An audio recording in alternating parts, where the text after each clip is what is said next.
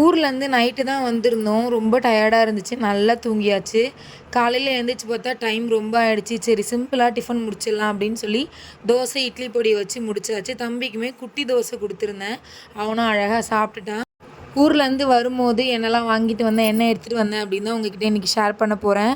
இன்றைக்கி வந்து சீத்தாப்பழமும், சப்போட்டா பழமும் தான் கொஞ்சமாக எடுத்துகிட்டு வந்திருந்தேன். ஏன்னா நாங்கள் 2 பேர் தானே, அதனால கொஞ்சமாக தான் எடுத்துகிட்டு வந்திருந்தேன்.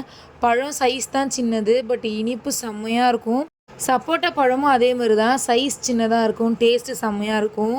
இன்னொன்று என்னென்னா, நீங்கள் திண்டிவனம் சைடில் இருந்தீங்கன்னா உங்களுக்கு கண்டிப்பாக தெரிஞ்சிருக்கும் இந்த மல்லிகைப்பூ வந்து என்ன விலை இருக்கும் அப்படின்னு.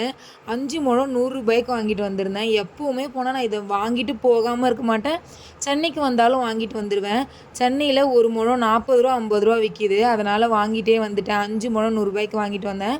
நெக்ஸ்ட்டு இந்த ஸ்நாக்ஸு, இது வந்து இந்த கஜிடான்னு சொல்லுவாங்க அதுவும், அப்புறம் சிப்ஸு, அதுக்கப்புறம் ஹாட் பிஸ்கெட் வாங்கிட்டு வந்திருந்தேன். இந்த சிப்ஸில் லைட்டாக மசாலா போட்டிருப்பாங்க, அது நல்லாயிருக்கும்.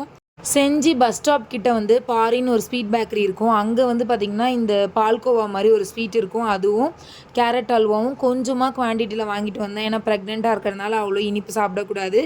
இதெல்லாம் தான் எடுத்துகிட்டு வந்திருந்தேன். இந்த வீடியோ பிடிச்சிருந்துச்சுன்னா லைக் அண்ட் சப்போர்ட் பண்ணுங்கள். Bye bye.